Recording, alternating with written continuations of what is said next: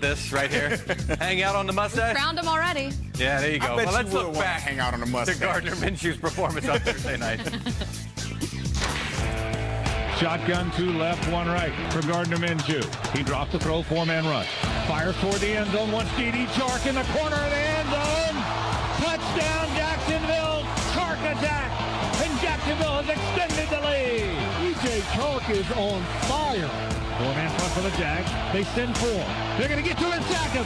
So Calais Campbell got him again. That's a big-time play by Calais. Calais is a man possessed today. Another sack for Calais, and the Jags take over on down. All right, Colleen. Gardner Minshew. Listen, when you're at a Thursday game and you get a legend like this guy and you're hanging out with him on set, show me the family, show me Flint Minshew, show me the entire crew right here. Irv, wake up, Irv! Wake up, Irv! We're taking a picture here. He's trying to multitask. Yeah, I get in trouble when that happens. Go ahead, Yeah, Colleen. so we had the entire Minshew family. Yep. I thought it was just going to be his dad that came up, and look at all of his supporters. He's got a big family. I think that's the most people that have ever been on the TNF set, probably. Yep. But oh my God, it was so adorable. His dad was so proud of him. That stadium was shaking all night long. And then one of the greatest parts was Steve Smith Sr. to Minshew told him that he had some humble pie stuck in his teeth because earlier in the show, he wasn't picking the Jags, so to speak. Really? Yeah. Do we have tape of that? If not, we're going to have to bring it back when we have Steve on the air shortly. But It might have been burned, that tape. Yeah. But I'll tell you what, he's off to a great start. They have a ton of confidence in him. They're willing to throw the ball as much as they need to. They'd love to be able to run the ball, but he threw 50 times a game in college. Yep. They don't want to do that, but if they have to do that, depending on the game situation, they will do that. But they played from ahead the other night. They nursed the lead. Nick Foles, what do we do with Nick Foles, Mike Rob? We'll talk about that. He's the reliever. Yeah. Well, we're going to talk to our next guest. He was on the set Thursday night. I just referenced him. Agent 89. No turning back now. If you're dressed, you got to show up. Turns over the middle, got an open receiver, Steve Smith. If you see this face, that means I scored. Big plays, big players, big game. He's running down the sideline, and it's a touchdown. NFL scouts, y'all practice. Only comes dime a dozen. The old man's playing the young man's game. Some of y'all gonna have to ice up. That is a lot of Steve Smith right there. I love it, and there's more coming up right now. A moment with Agent 89. Steve Smith Sr. is back on the show. I feel like you're Dr. Evil right now. You look so big on the set. You need a cat or something in your lap. I heard Mike Rob say. I heard Mike Rob say, that's a lot of Steve Smith right there. So, Steve, on Thursday, we got to see what John DeFilippo did with this offense and Gardner Minshew. And now this week, in addition to Minshew, there are 6 new quarterbacks that are starting. So you have all of these offensive coordinators around the league preparing. How is it different when you have a quarterback that goes from a backup to a starter? Obviously, a lot goes into every different situation, but... That is a great question, and I know what I'm going to say. Mike Robb, who used to play quarterback, is going to agree. As a wide receiver, the one thing you want to do is you want to get involved early. And so how do you get involved early as a wide receiver? Give your young signal caller some easy throws. Build up some confidence with him, because if you don't, you start off giving him too much too early, and then when you need him in the back half of the season or in the game, he starts to overthink. You don't want him to overthink, and you want to build his confidence early. Simple. So keep it simple, stupid. If you can do that, he builds on it, and it's like a house. One brick at a time, and stability starts, and then a guy like Gardner Minshew, where Nick Foles has been brought in with a contract, he becomes the backup, and now you have your young future franchise quarterback. Yeah, you're absolutely right, my OG. Look, what's up with all these players, man, trying to, request trades and all of these things? You got Minka Fitzpatrick, got himself out of Miami. Jalen Ramsey sent. I mean, what's up with this new wave of athlete trying to just get themselves out of situations? Well, I think our business is booming, as one former guy would say. But One of the things is I like it.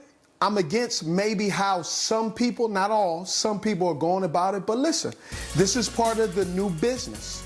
And so they also have to understand when you become part of the business of making decisions like that, you've let the cat out of the bag.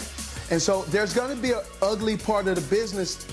Great example is Melvin Gordon with the Los Angeles Chargers. He believes that he needs to be paid as such, and he wants to direct the traffic. Well, when he was being told, well, you'll have a lot of people on your highway. You could direct traffic all you want.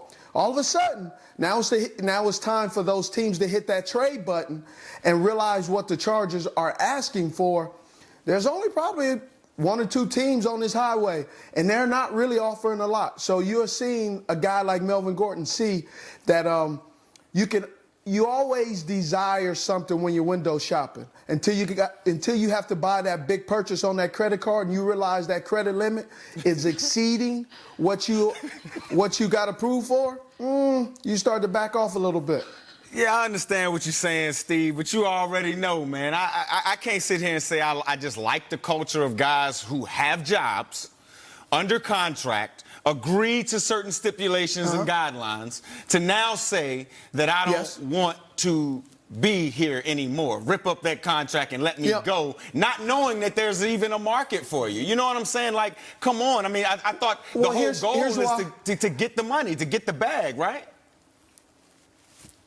I love what you're saying, and I agree with it. But your kids are younger than mine, and so I have two older ones. And I realize sometimes you gotta let them do what they want to do, right? The prodigal son. But when they come back, come on back now.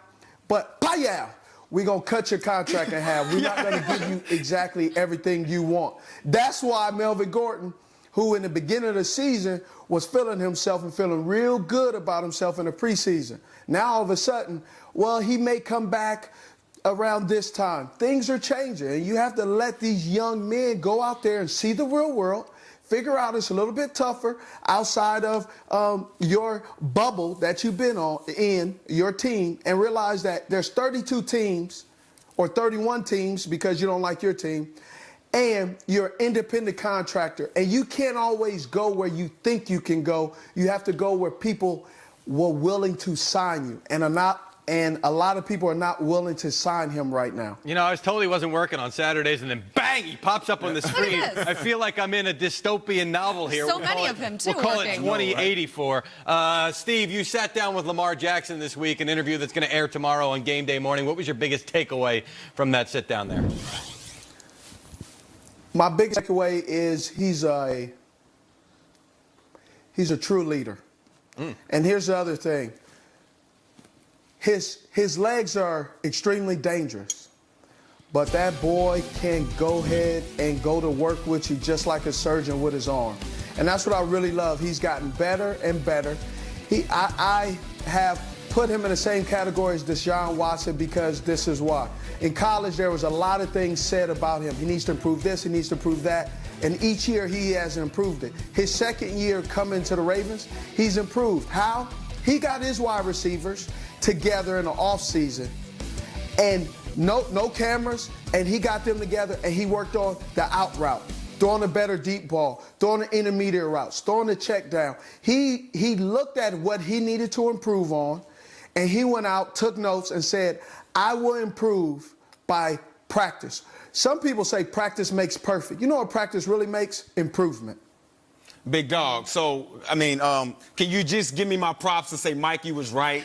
You know, I didn't think all the running around would make it happen, but this kid has gotten better. Yeah, Michael Robinson. Yes, sir. You were absolutely correct. And only thing I disagreed with, only thing I disagree with was not you. I disagree with how they were running that offense. They were not allowing him to really throw the ball more than to one player. They were lining up double tight ends or triple tight ends and some of that stuff. And I thought that the way they were doing that was going to bite him in the tail. And what did they do? They went out and changed the whole offense completely. So I agree. You were absolutely correct. I just didn't like how they were minimizing the wide receivers. Appreciate you, big dog. Miss you, big dog. Big day here on No Good problem. Morning Football Weekend. Steve, Hey, thanks for hanging out. I will not be on here next Saturday. Just next week. Okay, Craig? All right, cool. So This is not a weekly shot, buddy. we won't see you Saturday, but we will see you on Thursday, week 4 of Thursday Night Football. We got Eagles and Packers coming up right here on NFL Network, 8 p.m. Eastern. Our pregame show, NFL Game Day Kickoff, gets going at 6 p.m. Eastern. Steve, I'll see you at Lambeau. All right, the Cowboys, they're making things look easy so far. Yeah, it's only week 3. There's only 2 games that have been played, but are they the best team in the NFC? Oh, Oh, the Rams boy. got something to say about that. Yeah, I think so. And